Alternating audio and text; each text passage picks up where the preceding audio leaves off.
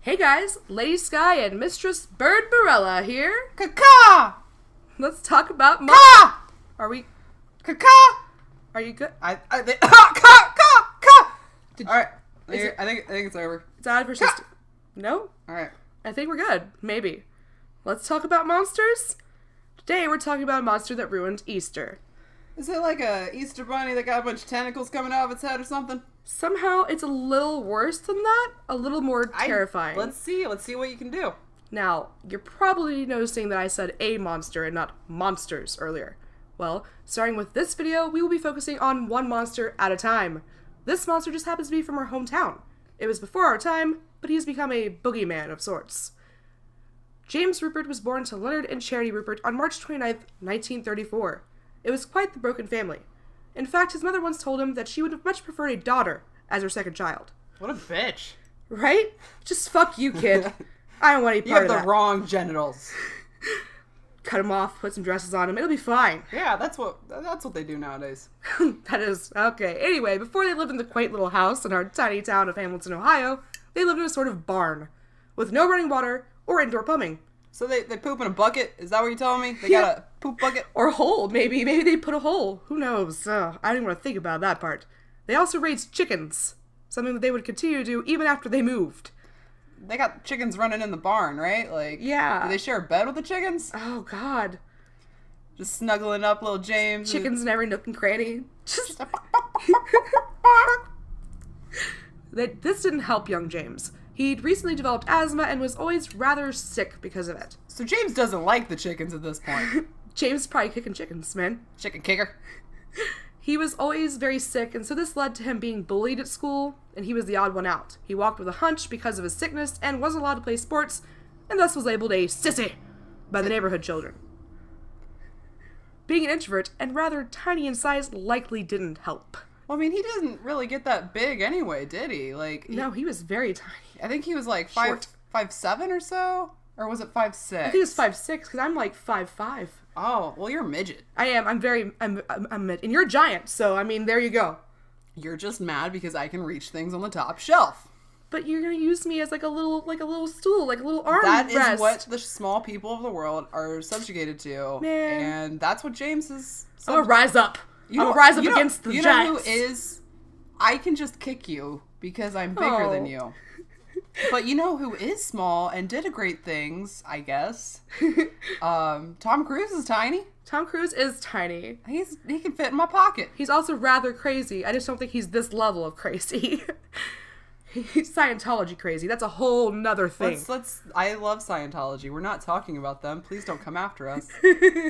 It's great. Guys, you were fantastic. I love Keep all up the great of work. Tom Cruise's movies. Every one of them. Yep. Especially Dirty Dancing. In James's teenage years, he didn't go to dances or on dates, and in fact rarely attended any school events. James actually discovered he was impotent. Did he figure that out at a school event? That he was impotent? I guess. Oh my, you know, that's slightly concerning. Maybe, who knows at this point. So he couldn't do the deed, and he relied on fantasies in his head. So yeah, his father was distant and only paid his youngest son attention to scold him, often losing his temper and becoming abusive. He would often tell James that he would never be able to keep a job or support himself as an adult. Which honestly, I think his dad's just some kind of a psychic. Because he was just disappointed with what he saw in his crystal ball, man. Yeah. Leonard Sr. died from tuberculosis when James was 12, and his brother Leonard Jr. was 14.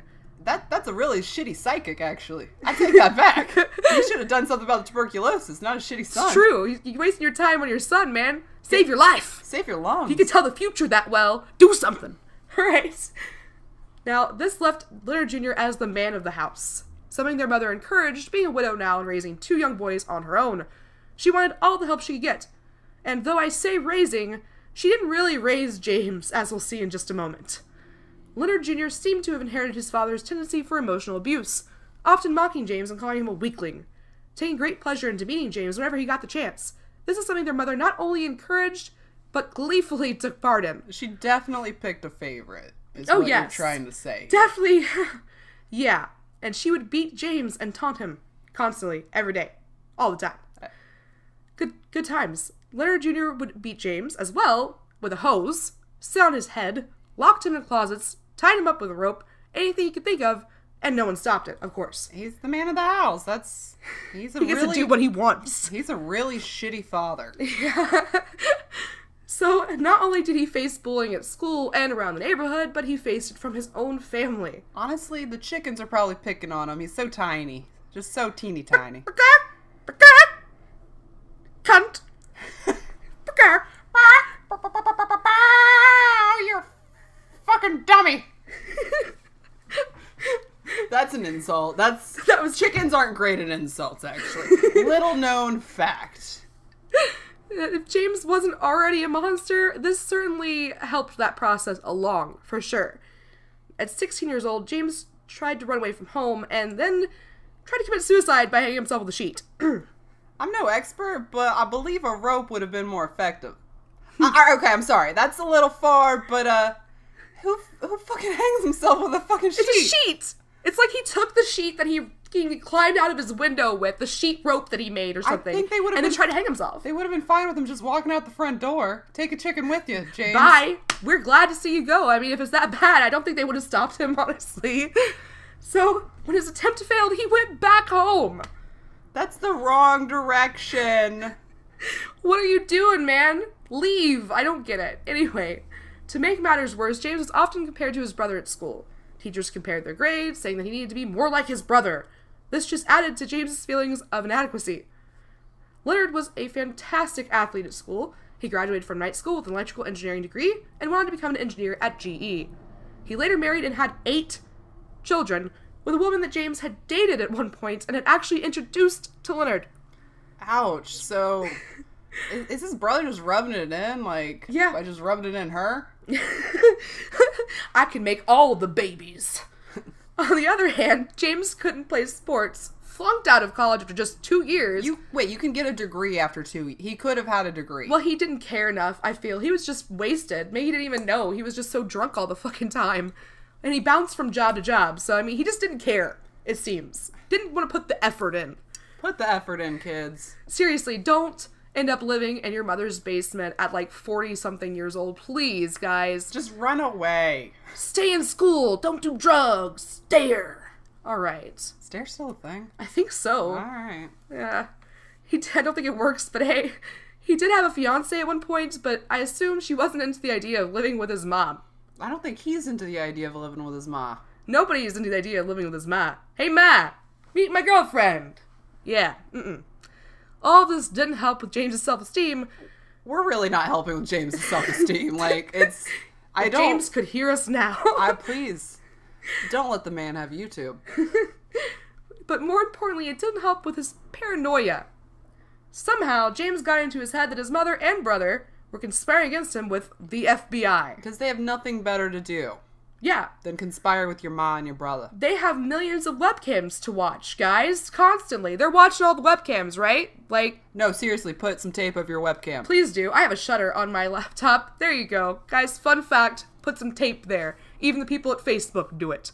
So, he was, quote, a commie and homosexual. That's what his parents, his mom, and his brother told them.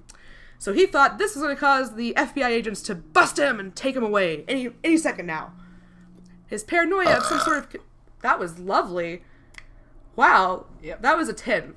10, guys. Rate that burp down below in the comments. In the comments selection, I want you to rate my burp. Thank you. Yeah. I'm sorry we're smelling it right now. It's not pleasant, guys. It's a mixture of sauerkraut and... save me, please. And some orange soda. Oh, that's a lovely combination, man. I was hungry. Woo, buddy. All right. His paranoia... Oh, wait. We were there, right? His paranoia of some sort of conspiracy against him. Please don't burp again. Only worsened when local police determined that he'd made a lewd phone call to one of the librarians at the library. Was it as lewd as my burp just now? Dude, I don't know. I don't think anything could be that lewd, dude. Oh. He became convinced that his mother and brother had been spreading rumors about him all over town. Was it about him being a commie and a homosexual? Yeah, apparently. But, he even admitted to making the call. So, I mean, I don't know what... James also had a little gun hobby. He collected guns and was constantly doing a bit of target practice with cans, even taking his pistol with him on walks and shooting cans down the sidewalk to make them walk. So, like you say, he's taking his guns on his walk. like they're a dog, yeah. I just imagine like the little leash, and he has like a little baggie. He picks pick up up the bullets? Pick up the bullets. Yep, Casings? the casings. Oh my god. Guns were James's redemption, a way to prove to himself that he wasn't a wimp or a sissy. I mean, sissies can have guns too. Guys, It's not like a rule. Guns are just to defend yourself, you know, like, it doesn't matter your size, that's kind of what they're for. And I have nothing wrong with guns. I think fireworks are cooler if you want to make a bang. Yeah, but- and with color. Come on, guys. More color than just red, okay? Fireworks. Anyway, a way to prove, okay, a manly activity he thought guns were, that he could participate in, that his mom would actually let him participate in, because he's not allowed to do anything else. So guns were his way to say, I'm a man. I can do man. these manly things. I'm the big man with the big cock. Now, all of this would come to, I don't know, man. Maybe he had a little one. That's what he was calling. He had like 15 guns. It doesn't matter if it works or it doesn't work. It doesn't matter how big it is. It's true. If you just That's true. slap it on the table, like look at it. Dust comes out. Now, all of this would come to a boiling point on a day much like this one, March 30th, 1975, or Easter Sunday. Dum dum dum! I can't add sound effects in, so that's what you get, guys. Just the day before, James spent his 41st birthday much like he spent every other day of the year, shooting cans along the bank of the Great Miami River. Nothing special. Just like James. Every day. Now that night was pretty routine as well, except for one minor detail. While at his favorite local bar, the 19th Hole, he mentioned to a bartender named Wanda that he had a bit of a problem. That his mother was kicking him out, and she had told him, quote, if you can drink 7 days a week, you could pay the rent.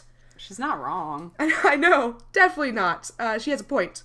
So this had left him rather concerned, and he tells Wanda, after he comes back, because he left at 11 p.m., but he came back to drink more, because what else are you going to do, I guess? Shoot guns down at the river. Right. That's it. And she asked if he'd solved this problem, and he replied, not yet.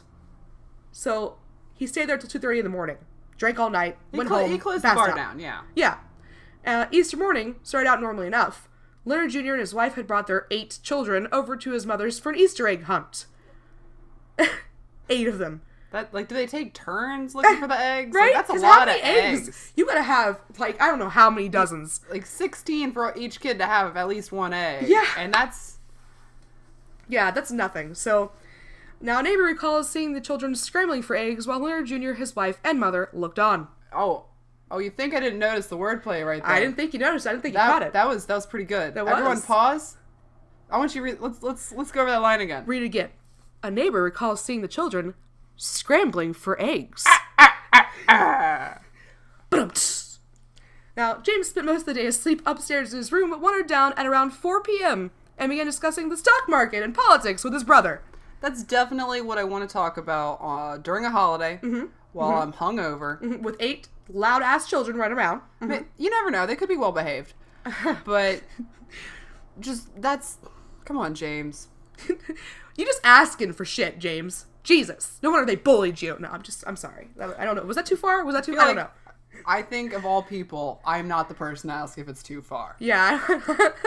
I don't think we have it too far here. Leave it in the comments below. Is it too far? Did we just take it too far? Was the belch? Did you stop listening at the belch? I think they're gone. If you guys are still here, leave a comment down below that says, I stayed after the belch. Okay? I left when you crossed that line. That was too far.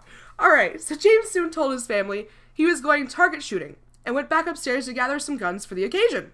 Far more than was necessary, quite honestly. He loaded up his .357 Magnum, 2 .22 caliber handguns, and a rifle. Almost as if he had different targets in mind than just some rusty old cans. Oh, there it is, That was folks. number 2. That was number 2. Yep. I'm sorry. Rate that burp down below. I don't drink a lot of soda, and they're just coming out of me.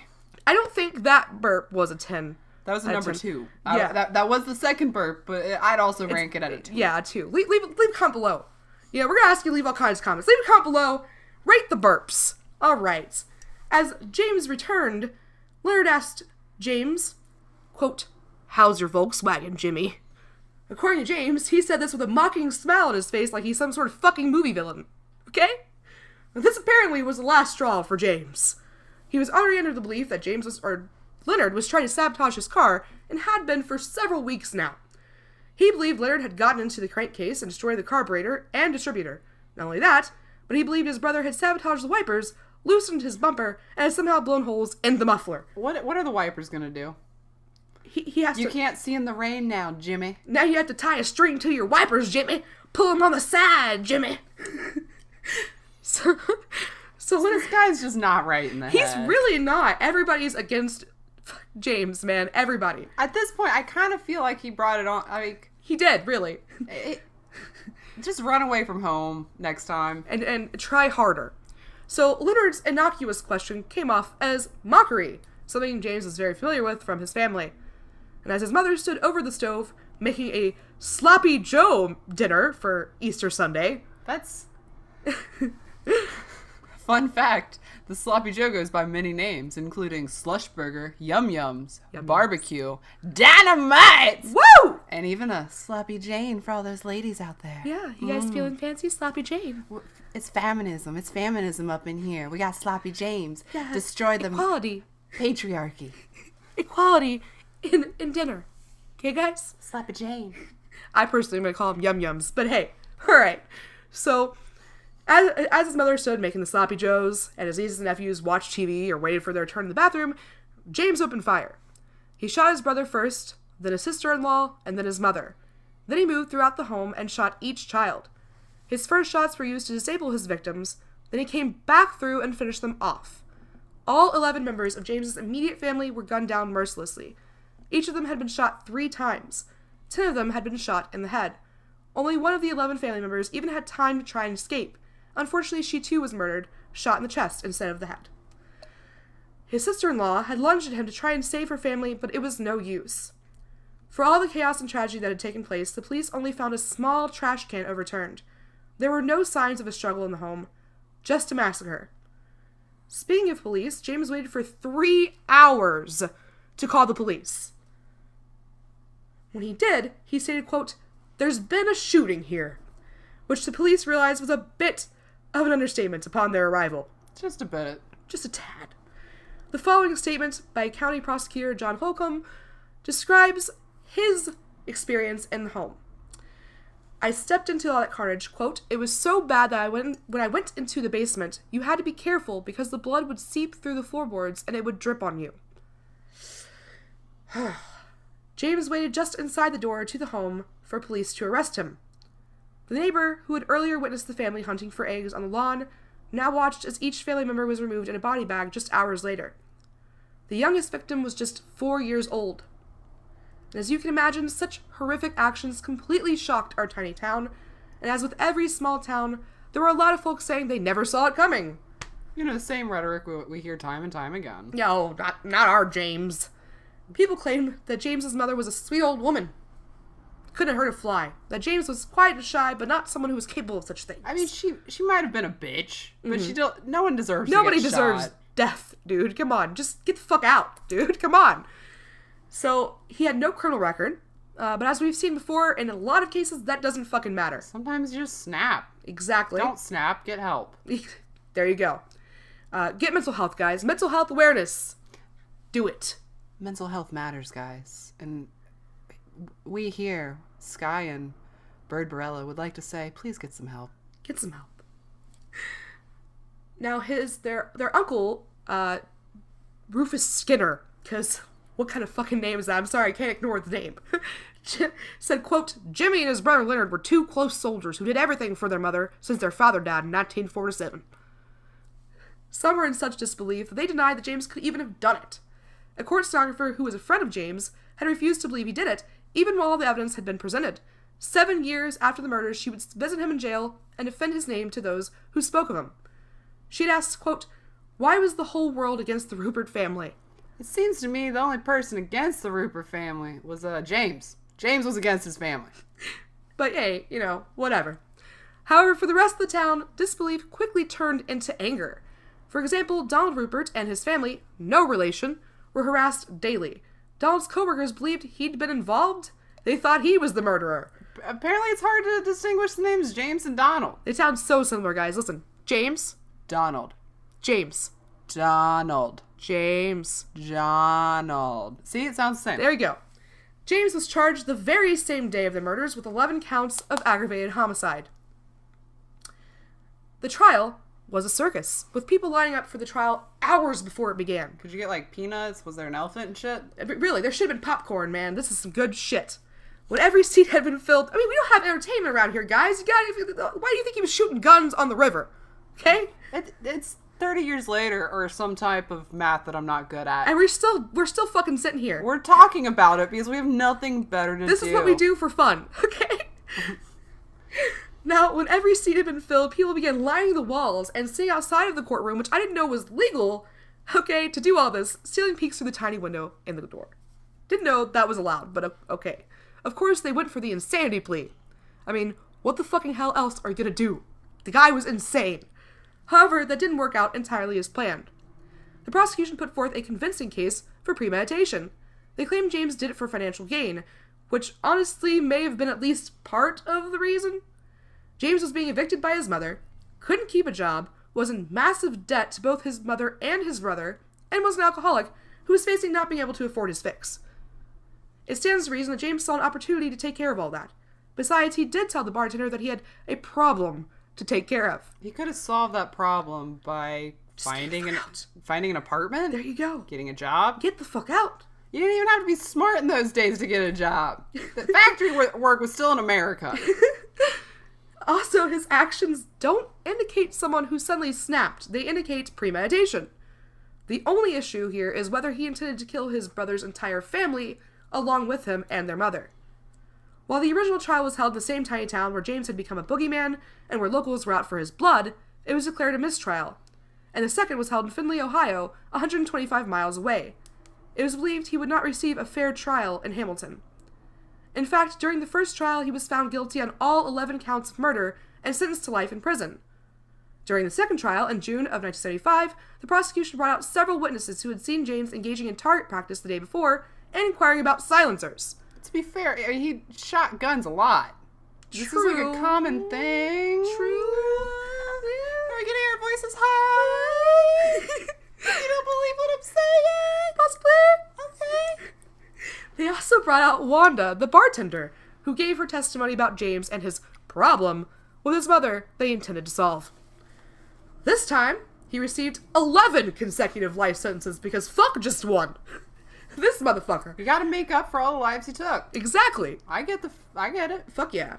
The case was appealed, but I mean, really, is he gonna come back as he's some sort of wizard and he's gonna raise from the dead? They're gonna have to kill his ass again? Like, is this? I'm sorry. Maybe if he does. It always irked me. Maybe if he does, yes. There Yeah, you go. he's still in jail. You Well, have to come back. Just in case you're a wizard, guys. 12 times you have to come back, James.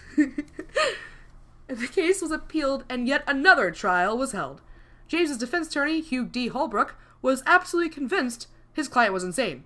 So much so that he spent his own money to hire expert psychiatrists and psychologists from around the country. Well, if James had money, he was just going to spend it on booze. Exactly. Don't trust him with money. Don't give him no money. Okay? On July 23rd, 1982, another three-judge panel found James guilty, but this time only on 2 counts of first-degree murder for his mother and brother. For the other 9 counts of murder, he was found not guilty by reason of insanity, with his actions being compared to him being on autopilot. That he only intended to kill his mother and brother, but had to kill the others as they had been there and witnessed it. He received 1 life sentence for each count to be served consecutively. At the time, capital punishment had been suspended in the U.S. from 1972 to 76. Since James's murders took place in 1975, he was exempt from the death penalty. Well, he never has to worry about paying rent ever again. Right? There you go. Good deal. James is currently incarcerated at the Allen Oakwood Correctional Institution in Lima, Ohio. At his first parole hearing in June 1995, he was denied release. His second parole hearing came in April 2015, where he was, of course, denied again. I mean, who would let this dude out of jail? Come on now. Right?